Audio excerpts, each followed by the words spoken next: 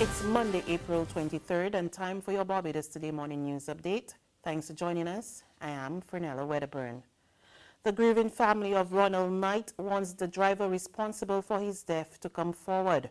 The 45-year-old was walking along Bibby's Lane Main Road, St. Michael, when he was hit by a vehicle. Knight was hospitalized and succumbed to his injuries a month after the hit-and-run accident. Last evening, family and friends held a vigil in remembrance of the father of 7 from the Lear's Pavilion to the scene of the accident. It was there that his cousin, Tanelius Pratt, pleaded with the culprit to come forward. Let the people know that he was not a dog. Don't come forward! And step it! Come forward! Must step it through the grave. He is, how can they sleep at night? How can they sleep at night? How? How could you? How? How could you How? as human? How? I went over them and go home and sleep at night. How? How you can sleep How? at night? I tried to cover it. I told you. How? How could you do that? How? He is a father of 7. Police say feverish investigations into Knight's unnatural death are continuing, but they're asking anyone with information to come forward. To news from the industrial front now, the National Union of Public Workers is expected to meet with striking Supreme Court workers today to decide the way forward. Union President Akani McDowell says talks will update members on the recent turn of events. The court had been closed after workers walked off the job, citing environmental concerns. However, at a press conference last Friday, Chief Justice Sir Marston Gibson said hearings were continuing at the White Park complex in spaces that had been fixed. But McDowell tells Barbados Today the union was still waiting a copy of the 2018 assessment report, and as such has advised workers not to return to the job until they decide the next move. A warning today that Barbadians are eating themselves to death. It's coming from the Sub-Regional Director of the Food and Agriculture Organization, Dr. Lystra Fletcher Paul, who says residents continue to make unhealthy choices despite rising incidents of non-communicable diseases. She made the comments at a recent lecture hosted by the Rural Development Commission. And 87% of the food that is consumed in this country is imported. The majority of that food is high in processed carbohydrates, fats, sugar, and salt. And the proliferation of fast food restaurants and the cheap price of the food, of the processed food, has contributed to the unhealthy food choices by consumers. To put it in stark terms, we are literally eating ourselves to death. But this information about the relationship between poor food choices and NCDs is not new. We at the FAO have been sending this message about the high food import bill and the link with obesity and chronic non-communicable diseases for the last 5 years or so. Yet people continue to make unhealthy food choices. The Barbados Agriculture Society is one step closer to supplying hoteliers with more locally grown produce. A memorandum of understanding between the two entities was signed several years ago, but Chief Executive Officer of the BAS, James Paul, tells Barbados Today there was a delay in getting the needed storage facility.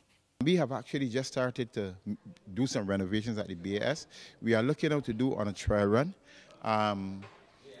The opening of the outlet at the BS. I mean, we're only going to do it for 3 days, really, 3 days of the week, Thursday, Friday, and Saturday. And what we are looking to do is to sort of increase the amount of product that we are actually supplying, the normal sources that we are supplying. And from there, we are going to rely on our tourism partners to point out to us other tourism stakeholders who are interested in receiving agricultural produce. But for the moment, we are only doing it for 3 days a week, and because we had to fix up the area that was previously the outlet, we had to put in some refrigeration. That has been completed. There's still just a few things to do, but we are going to open up probably next week or so for 3 days, just to start to carry a few items and see how that goes. And of course, we will expand. It's just that at the moment we do not have the amount of liquid funds in order to facilitate movement on a larger scale, but we are hoping that as we proceed that we will do that. There's regional and international news after this short break.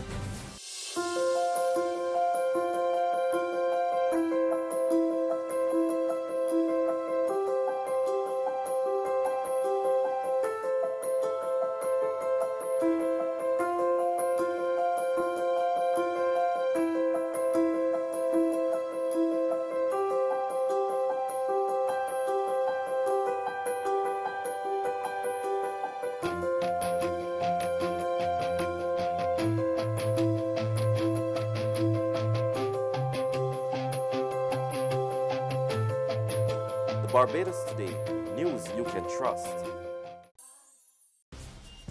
We pick up with news from our regional neighbors. The opposition St. Lucia Labour Party continues to monitor the performance of the ruling United Workers' Party.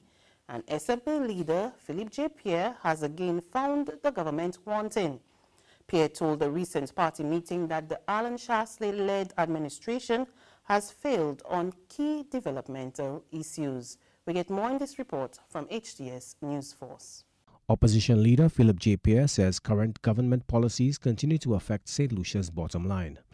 The Castries East MP says citizens are also suffering from the impact of backpedaling by the government. He points to the Alan Shasley administration, which on the campaign trail vowed to tackle escalating fuel prices, but recently said the fuel price cap must be reviewed. Pierre says the result of that policy decision is that very soon St. Lucians will be paying more at the pumps. On Monday, when you go to buy gas in the gas station, the price of gas will go up by at least 50 cents, if not more. And it had to go up by $1. But because of the pressure that is given from this side, they decide they'll bring it up by 50 or 60 cents. So the price of gas is going to be more than $13 on Monday. So taxi drivers, beware. Minibus drivers, beware. Fishermen, beware. The opposition leader has also given the Shasley administration a failing grade in the area of healthcare. He is calling on the government to resume work on the St. Jude's Hospital immediately and to move with haste to operationalize the Owen King EU Hospital. He also thumped the Cabinet of Ministers for decisions that affect social safety net programs like the National Incentive to Create Employment, NICE. And he says the government should be ashamed to sit back and watch as the Blind Welfare Association faces its toughest financial period and is forced to cut back on staff and programs. And finally, on the international front, ISIS has claimed responsibility for a deadly bombing at a voter registration center in Kabul. According to Afghan officials, the suicide blast killed at least 57 people, including children, and many others were injured. We get more in this Reuters report, but we warn you that some of the pictures may be graphic to some of our viewers. An attack on voting in Afghanistan. A suicide bomber blew himself up outside a voter registration centre in Kabul on Sunday. Islamic State has claimed responsibility for the attack, which has killed scores of people and wounded many others. According to officials, most of them were waiting in line to receive identity cards. After I heard a bang, I rushed to the site of the blast, and when I arrived at the scene, we helped many wounded people to carry them to the hospital. All the victims were women and children who were here to get their identity cards. It's the most serious attack in Kabul since about 100 people were killed in January. Security remains a major problem ahead of upcoming elections. A legislative vote is planned later this year, followed by a presidential poll in 2019. Afghanistan's President Ghani has been under heavy pressure from his international partners to ensure the elections are held this year, but there is widespread skepticism that they will take place. And that's news, but remember there is more on our website at www.barbadostoday.bb. You can also subscribe to our e-paper, email updates, and like us on Facebook. We're also on Izumi Media in bus terminals or screenplay at supermarkets and gas stations near you. And don't forget Mix 96.9 FM, where you can get the very latest. I'm Fernella Wedderburn. Good morning.